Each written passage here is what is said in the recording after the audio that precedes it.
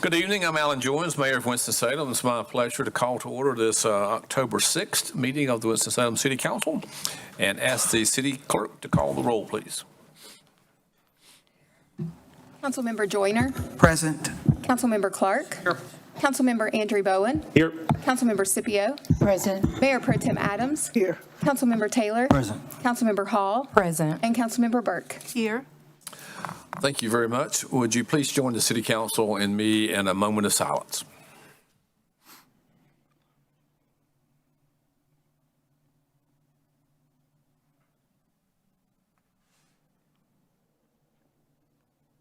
Thank you. Would you join the city council and me in the Pledge of Allegiance?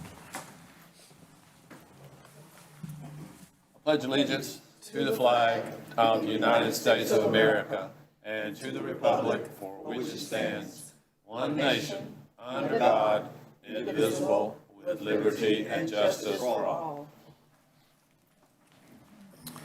Thank you. Our Sergeant at Arms tonight is Lieutenant Watkins. Lieutenant, thank you for being with us. And our Fire Marshal tonight is Corey Lambeth. Fire Marshal, thank you for being with us as well. May we have our update, Mr. Manager? Yes, sir. Thank you very much. Several different items tonight. First, I'm going to have Assistant City Manager Wright Lanier introduce our new Housing Director, Michael Blair, who's joined us today. Good evening, Mayor Joins, Mayor Pro Tem Adams, and members of City Council. Good evening. I'm pleased to introduce Michael Blair, our new Housing Director. Michael brings over 20 years of experience in housing, community development, and regional planning. Most recently, he served as Regional Community Development Director for the Piedmont Triangle Regional Council, managing a $15 million budget and a team of 25. He led housing initiatives across multiple counties, administered home consortiums that financed hundreds of affordable units, and oversaw weatherization, rehabilitation, and Section 8 programs. His career includes leadership roles with the cities of Asheville, Greensboro, and Punta Gorda, Florida, and the Piedmont Triangle Regional Council's Housing Services Division. Michael is a certified member of the American Institute of Certified Planners, a HUD certified specialist in home administration, and a past board chair of the North Carolina Community Development Association. He holds a BA in political science from Florida Atlantic University and a graduate certificate in citizen-driven performance measures from Rutgers University. His work has earned recognition, including 2021's North Carolina Housing Finance Association's Affordable Housing Award and the 2020 Nando Impact Award. We're excited to welcome Michael Blair to Winston-Salem and look forward to his leadership in advancing affordable housing and community development citywide. Michael? Michael, welcome. Thank you for that wonderful introduction. I just wanted to say I really appreciate the opportunity, and working at the PTRC for 13 years, I did a lot of work in Forsyth County here in Winston-Salem with the weatherization program, and look to just work with anybody and anyone that's willing to bring affordable units in and also mixed market units. So I really, again, appreciate the opportunity and the wonderful introduction. We wish you the best. We need all your great leadership, as this is one of our top priorities, obviously, as you've heard. So Yes, it is. welcome. Glad to have you here. Thank you. All right. Good. Thank you. Thanks, Michael. I know you might have missed a little bit of that first part of the introduction, but he brings a wealth of experience and has been working on over 20 years in this field, and most of it in this area. So he's got a lot of knowledge of our existing contractor. He's actually a city resident as well, so he really does know the community well. And we're looking forward to his taking up the mantle of that as one of your strategic priorities. Next, let me call on Transportation Director Jeff Fansler, who's going to give you a little bit of a quick update on an item that's on your consent agenda, but we know there was some wanting to have some discussion about that for the item on fare updates. Thank you, Mr. Manager, and good evening, Mayor Jones, Mayor Pro Tem Adams, members of City Council. Just a reminder that by approval of this resolution of the fare cap, also known as a daily kind of fare policy for the City of Winston-Salem Transit Authority, we'll be establishing a $2 daily cap for all transit fare within the City of Winston-Salem service area. Essentially, what we did is we are launching you've heard us talk about the UMO mobile faring platform that we'll be launching later this year. It was really time to consider this a fare policy update to make sure that when we launch that app, this is written into that program so we can utilize that when we're loading the bus with the mobile device. So essentially what this does was establish a daily fare of $2. So this encouraged folks to ride as many times as they would choose, really moving that barrier for access and just really capping how much a rider would spend in any calendar service day. So we're excited to bring this out, and it'll be launched when we roll out the mobile application later this year. Happy to take any questions. Any questions, Mr. Fensler? Thank you. Thank you. Just want to give you a quick update on that one. We talked about whether to talk about the two-way conversion, but there's a little bit more work to be done, but the paving is pretty much done now. So I know everybody was looking forward to having a smoother ride through there, but the other parts of the conversion of the signalization is still going on, and hopefully we'll give you a full report at one of our upcoming council meetings.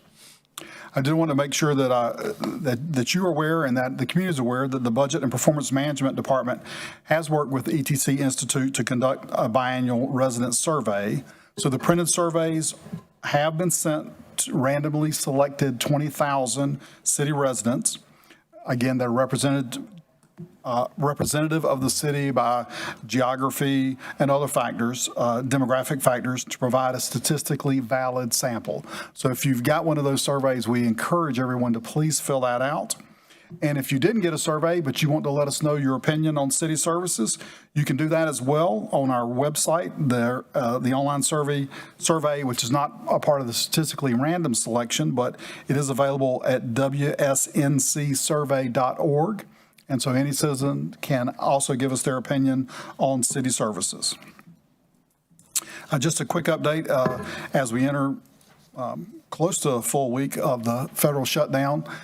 We have not seen any major impacts yet. We are getting some reports of items that may not be reimbursed or that they're waiting to hold to see whether we're going to get in for any monies for programs. So if anything that we haven't put in place yet that we know we've got funding for, then we're going to make sure we get federal documentation. We're going to get those funds before we move forward with those projects.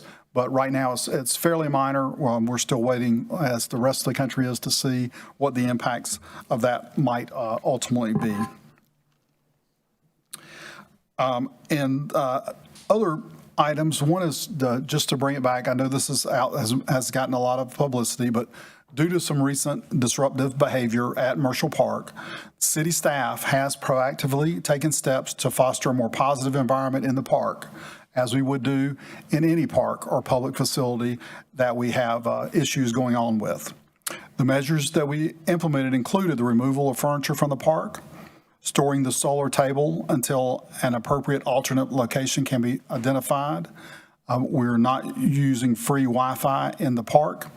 And we are working with the police department to look at strategies to monitor any disruptive behavior and to make sure that we're effectively dealing with that. A lot of people are asking questions. Right now, you have committee meetings coming up next week. We will be bringing back some new guidelines for all of our city parks, including our downtown parks, for consideration.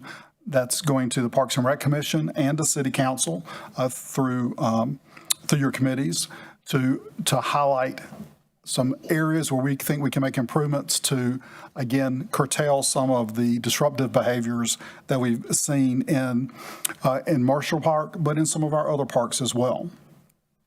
These actions probably will involve trying to have some amendments to the city code. Some of that will be granting authority for us to enforce the new guidelines that are in place when these activities are being seen.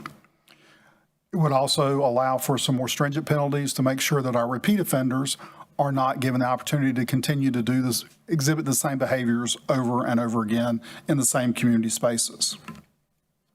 We also know with the colder weather approaching, that things like, tables in parks that are used for dining activities are typically not used because people aren't eating outside in the cold. So some of those will not be brought back out for the winter time, and we'll be looking at how do we program each of our park areas in the most appropriate manner for ongoing in the future for the enjoyment of all of our communities. I will say, and this may be a little bit out of line, but is a misperception of who those misbehaving people might have been in the park. I will say that many of those folks that had altercations with the police department did have home addresses. And so they were there not because they did not have somewhere else that they could be. A couple of, moving on to maybe some better highlights and a couple of events that are going on. One in the Recreation and Parks will host a spooktacular Halloween event, Treat Trail at Bolton Park on Saturday, October the 11th from 4 to 6:30 p.m.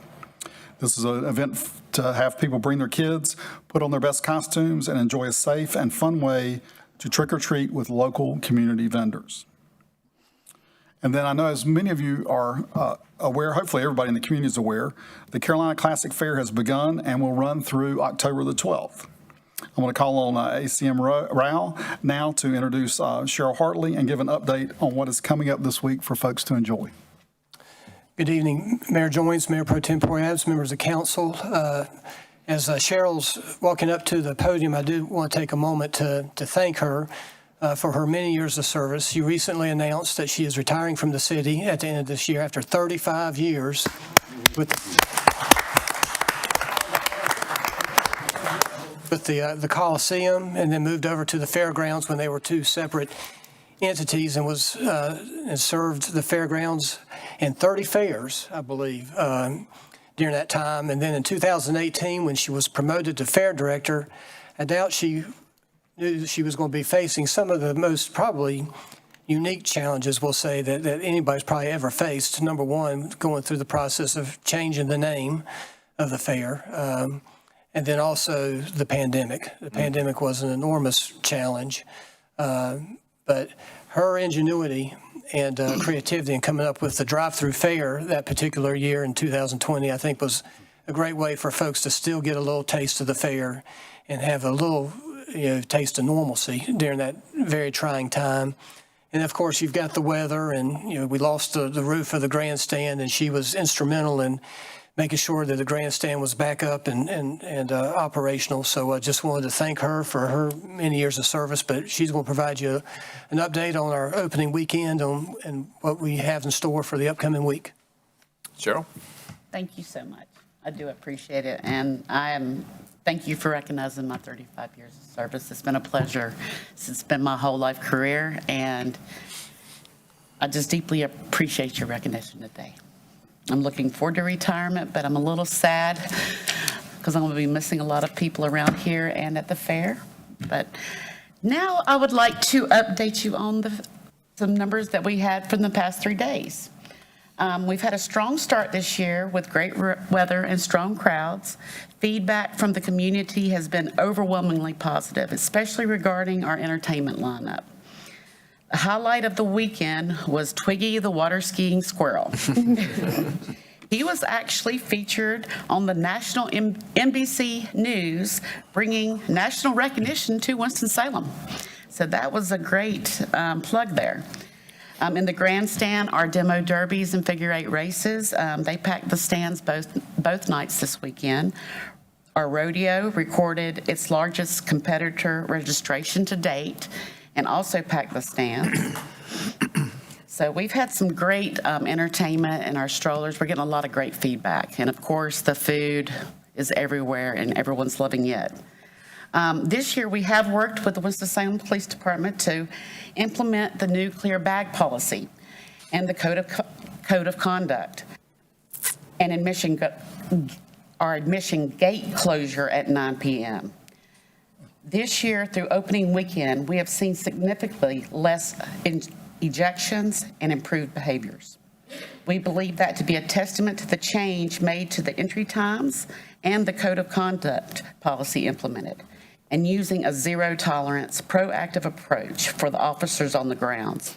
Officers at the magnetometers and officers within the fairgrounds have reported they feel these implementations have resulted overall in a very positive change.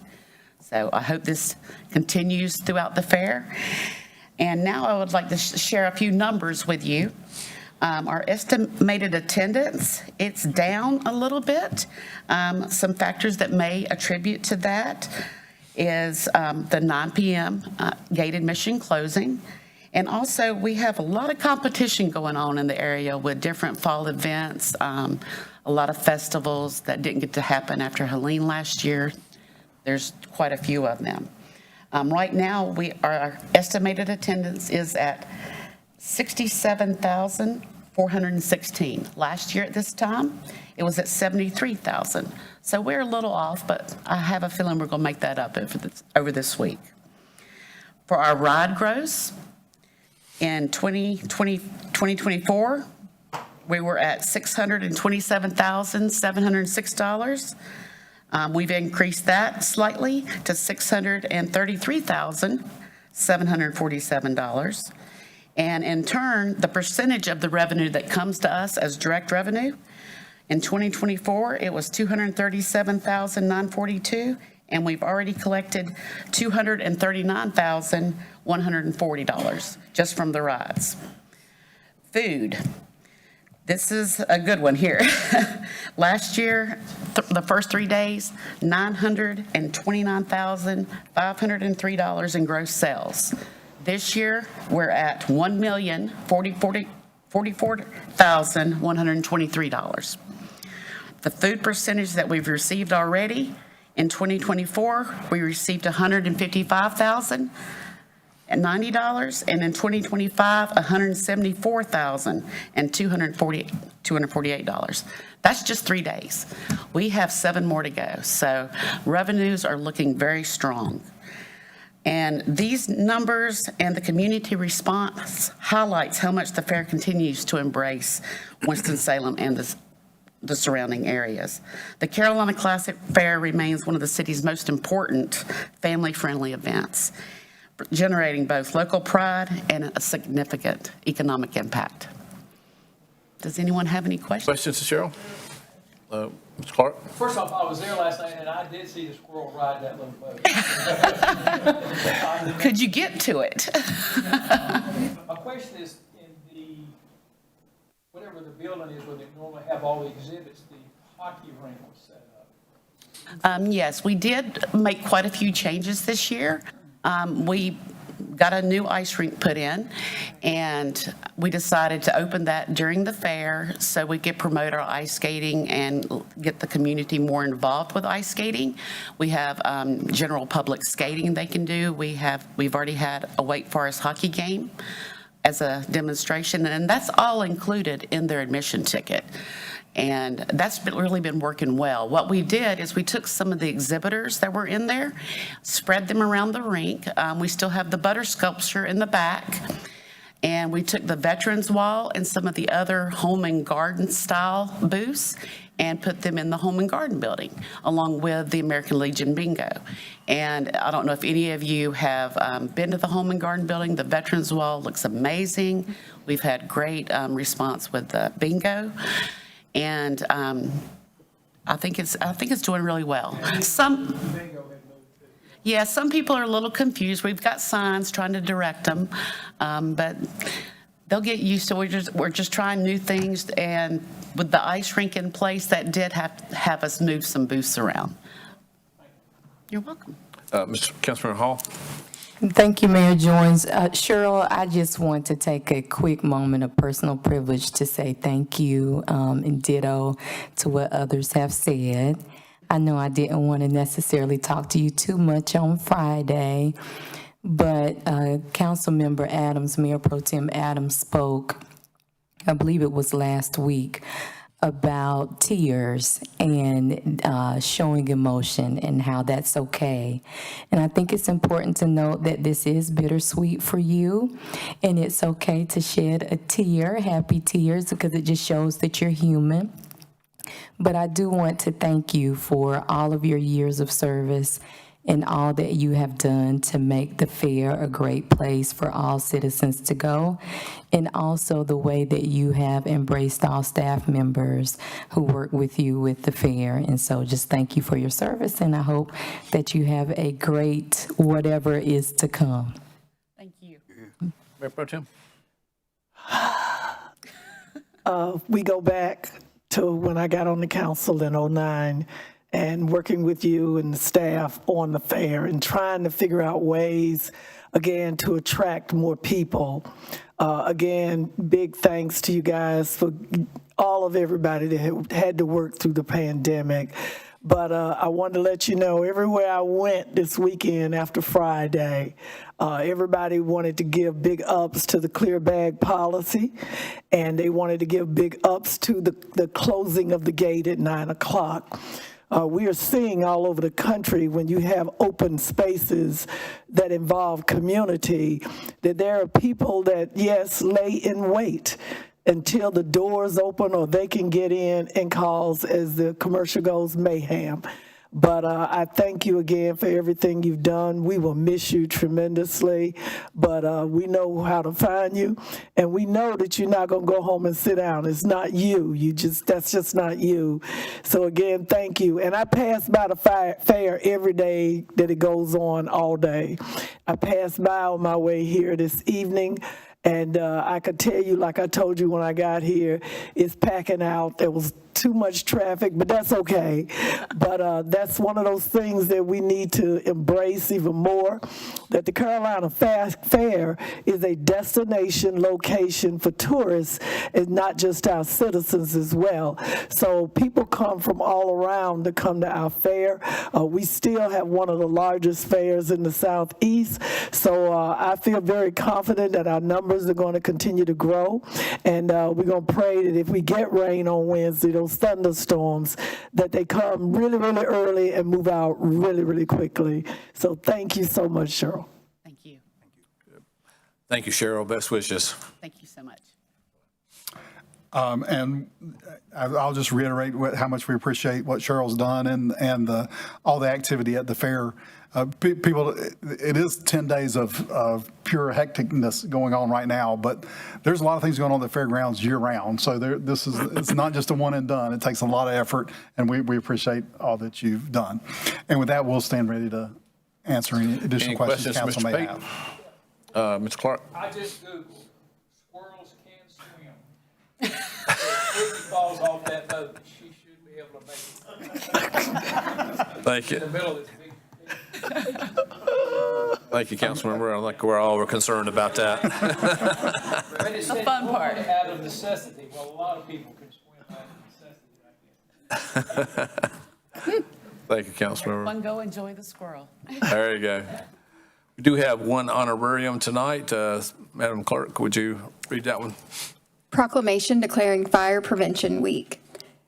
Whereas the City of Winston-Salem is committed to ensuring the safety and security of all those living in and visiting our city, and whereas fire remains a serious public safety concern both locally and nationally, and to preserve and the presence of lithium-ion batteries in many household devices introduces unique fire risks.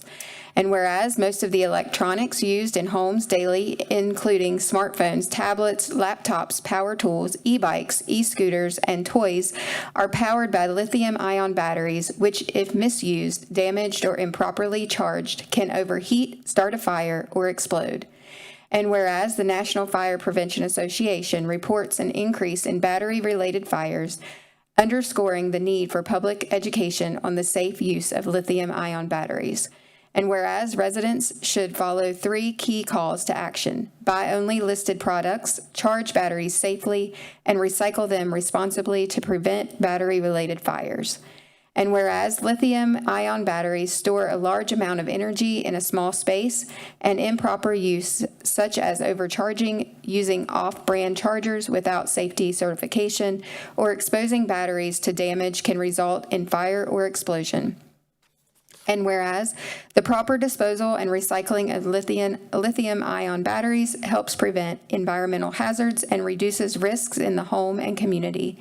And whereas the Winston-Salem Fire Department is dedicated to reducing the occurrence of fires through prevention, safety education, and community outreach.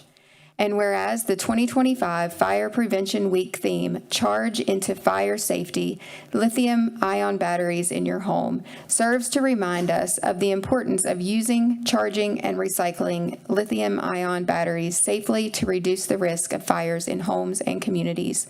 Now, therefore, I, J. Allen Joines, Mayor of the City of Winston-Salem, North Carolina, do hereby proclaim October 5th through the 11th, 2025 as Fire Prevention Week. Thank you. Chief Mayo, would you join me, please?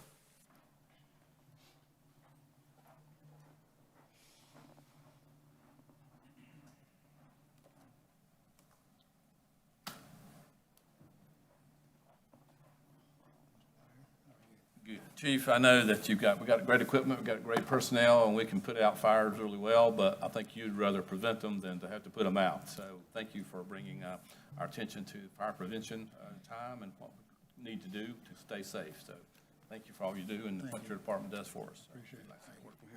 Thank you, Mr. Mayor, and good evening, Madam Mayor Pro Tem and members of the council. I appreciate this recognition. It's another opportunity for us to get in front of the public with our message that we have been communicating for about 2 years now about the risks that lithium-ion batteries pose in the modern world. The proliferation of these batteries. I mean, there's 150 of those batteries in this room right now between watches, portable devices, computers. They are everywhere. They are in power tools. They are in lawn equipment. I mean, it is the current battery technology. And the proclamation summed it up fairly well. You know, the technology is running ahead of the code cycles. And until things catch up, you know, our ability to regulate things that go on associated with lithium-ion batteries, particularly in public places, is really limited. I used to be able to sit at my desk and, you know, we'd have a fire. And we have more fires than people give us credit for. We, per capita, we are one of the leading cities in the state for the number of building fires that we have. We reported 299 last year. That's a fire about every 30 hours. That's a fire in a building. I'm not counting car fires, dumpster fires, grass fires, you know, all those other things that we go to. But I used to joke I could sit at my desk and I could do the fire investigation at my desk on those fires. And if I guessed that it was either unattended cooking or improperly discarded smoking materials, I would be right 75% of the time. And we are seeing those trends change. And we are more and more frequently, responding to fires involving these magnetic charging devices that you lay your phone on top of. You can go on YouTube and Amazon, and in a couple of days you can have the knowledge and the materials that you need to put a solar system in your house. Now, we don't recommend that because most people are not electricians, and who knows what kind of information you're getting on YouTube and what kind of equipment you're getting from Amazon, but you can do it. And we are going to these events and having to throw just dozens and dozens of lithium-ion batteries out of people's houses that have caught on fire. We're going to vehicles and garages that are on fire, electric and hybrid vehicles. So again, I think the moral of my story is where we have always, for kind of modern American history, cooking has been the leading cause of fire in America by a long shot. Sometimes as much as 2/3 of the fires in America start on the cooktop. We're seeing that go down, and I will not be surprised in a few more years if we do not see lithium-ion batteries taking a prominent place in fire statistics as one of the leading causes of fires in America. So again, Mr. Mayor, we appreciate you and your folks in your office working with us on this. Fire Prevention Week is always the week that corresponds with October 8th, which is Wednesday will be the 154th anniversary of the Great Chicago Fire. So a little history for you. Thank you. Thanks again. Thank you, Chief.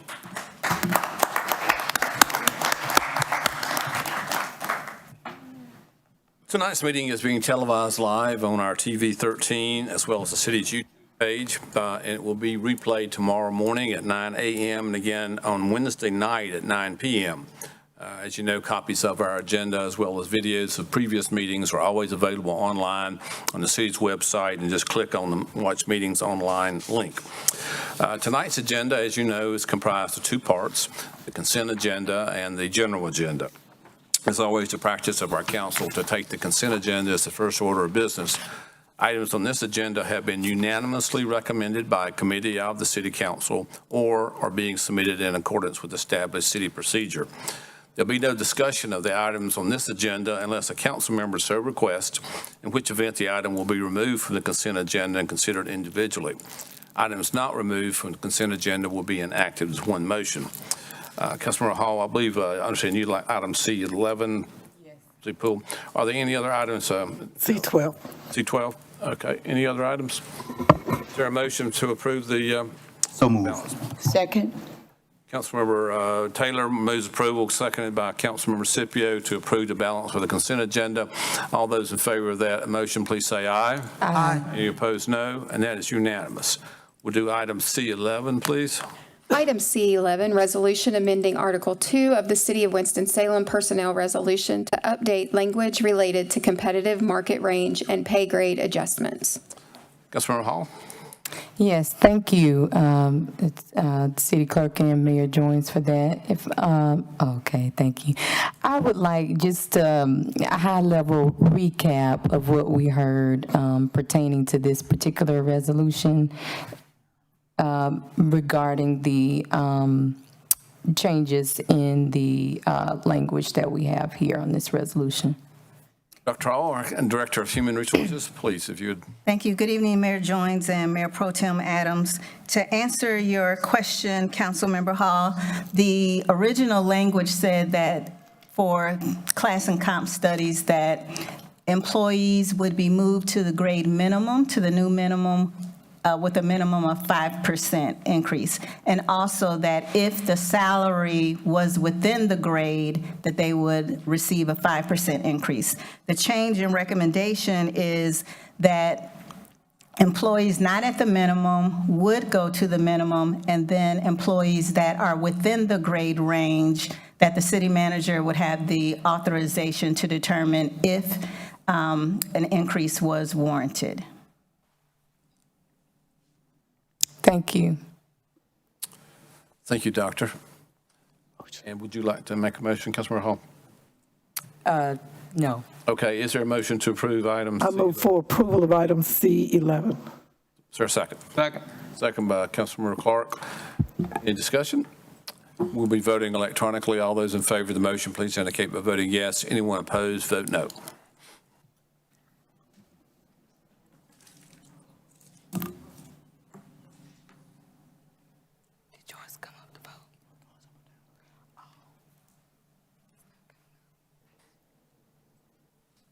And that motion is unanimous. Thank you very much. Item C12, please. Item C12, resolution awarding purchase order for rear loading refuse trucks to Carolina Environmental Systems. Mayor Pro Tem Adams. Yes, I know we approve these. I know we need these. But what is the expected delivery date? And as we move forward, we do remember right after COVID, we had issues with delivery of product. And if there is a late delivery, is there something in our contract or agreement that there's a penalty, or we signed off that it would be 30 days, 6 months, a year, whatever? Thank you. Good. Yeah, Darren Redfield, Purchasing Director. Great question. I'm going to have to look that up for you. I don't know what the delivery on this is. We are ordering through the Sourcewell contract. It does give us a better guarantee of getting the products versus a bid through a dealer where we've seen those canceled in the past on us by the manufacturer. So we'll have to get that information to you on how long this is going to take, unless Angus knows. Well, I was going to read from an email you sent me. I can speak to the, it looks like for the 25-yard trucks, 90 to 120 days delivery. And then we also had approval for 27 yards. That's a little longer, 180 to 210 days. So I think we will be kind of evaluating which one we order to get those as soon as possible. So, Assistant Manager Wojda, all the timeline, the delivery time is built into the contract, no? As to when we receive the product, when we sign off, it's in the contract or the billing invoice? I think it has to do with when we place the order. That I'm not sure. I would look to Darren. I'm pretty sure that happens when we place the order. So when we get our purchase order and we deliver that to them, then we get in the queue. So then that's when that timeline starts. I would be interested to know if you guys could provide that information as to how we've been looking on delivery of product once we sign the agreements or the purchase order for the product. Okay? Mm-hmm. With that, Mayor, I move for approval of item C12.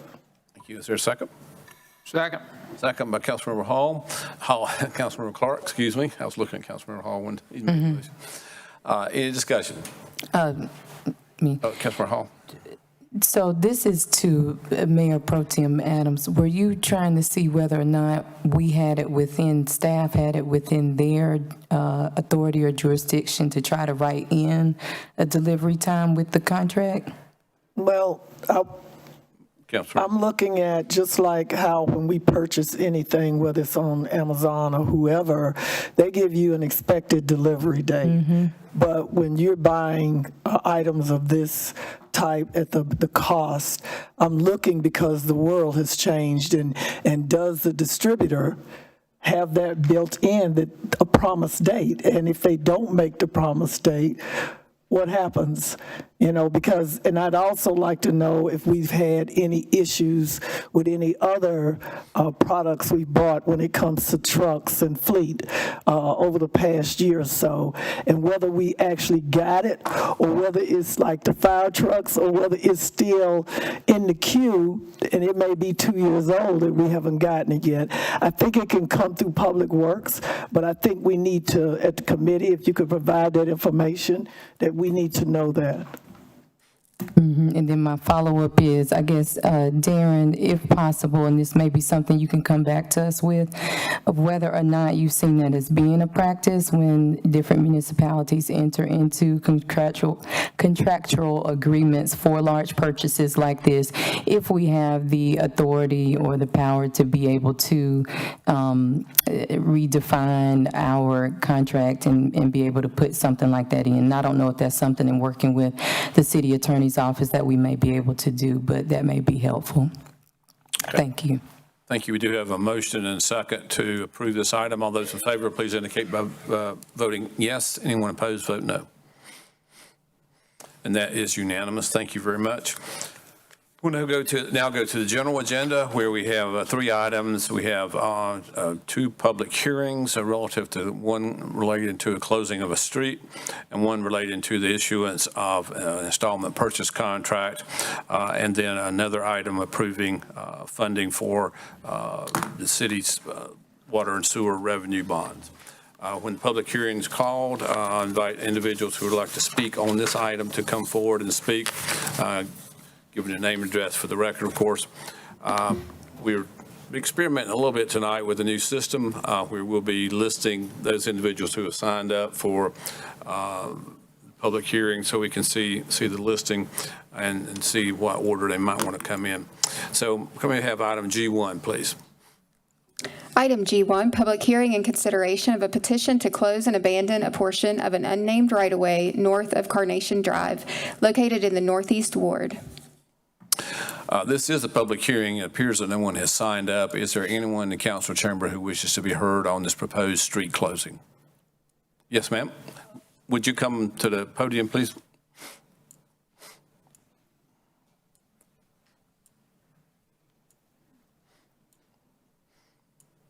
If you would please give your name and address for the record. Okay, my name is Angela Dixon. And this is address? 4141 Carnation Drive. And I'm Sharon McIntyre. I live at 4145 Carnation Drive. I actually live at the dead end of that road. Not aware of what's going on. I just know I was home. I went to the grocery store, came back, and the signs were put up, and one is in my yard.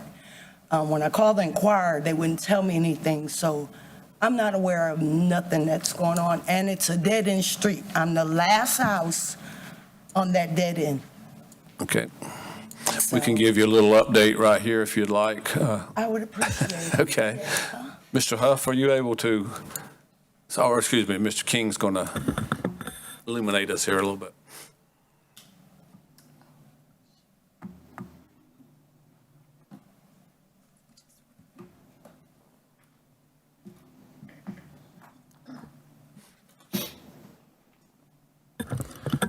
So I'll ad-lib a little bit while Jamie's pulling this up. This is a request to abandon an unused portion of city right-of-way. So this is a section of Carnation Drive, and I can show you, I think you live probably right there. The dead end. Yep. So the sign's probably there at the end, and it's this section of red. It's a paper right-of-way that's been on the city's records for a number of years. There's obviously no street within the right-of-way. And so basically the folks on either side of that have asked for that to be closed so they can build a house back there. The city has no use for the right-of-way and will never build a road within there. So they're trying, what is really going on? Okay, I'm trying, because those are the people that own that property, the other side. So I'm still. They're the applicants, and Mayor, if you want to call them up, they may want to speak to this, but they are the applicants. They're trying to get clarity of what's going on. Of course. Sir, if you would tell us. I live in Collier in T-Reed's Southside. We're just canceling that. Sir, I'm sorry. Please give your name and address for the record. Mike Rothrock, I'm at 4540 Harry Street. I'm the one that's proposing to close the thing, and she is my good neighbor. So, yeah, we're just closing the road so nobody can build in there. It's not going to be a development. It's going to be Rebecca's house down in there. Okay, up by my house. No, down that end? down a little bit farther, but there'll be no road in there. So it'll stay closed? Stay close. Okay. Yes, ma'am. All right. Thank I got you covered. Okay. You're welcome. Anybody else like to be heard on this proposed street closing? Seeing no one, I declare the public hearing closed, and this is in the Northeast Ward and also Chairman of the Public Works Committee, Councilman Burke. Thank you, Mayor. Thank you, neighbors. Thank you for coming and asking questions. At this time, council, I move for approval of item G1. Second. Second by Councilmember Taylor. Any discussion? All those in favor of the motion, please indicate by voting yes. Anyone opposed, vote no.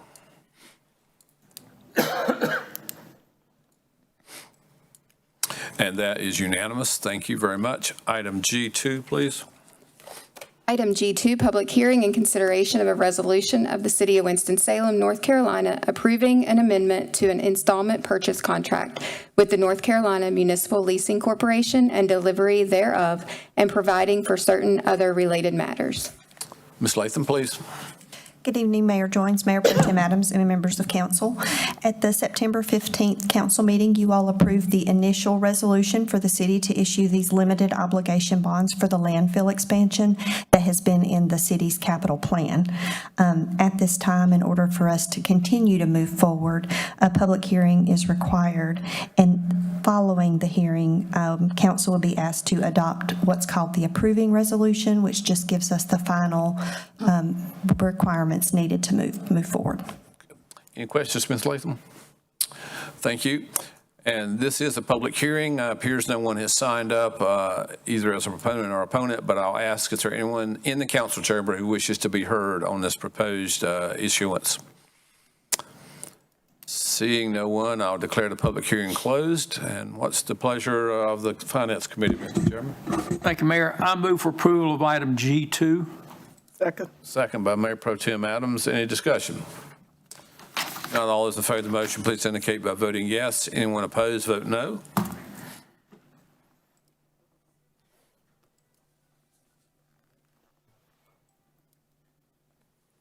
And that is unanimous. Thank you very much.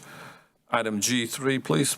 Item G3, resolution directing the application to the Local Government Commission for approval of the city's water and sewer system revenue bonds, Series 2025, requesting Local Government Commission approval of the 2025 bonds, declaring the intent of the city to reimburse itself for capital expenditures from proceeds thereof, and certain related matters.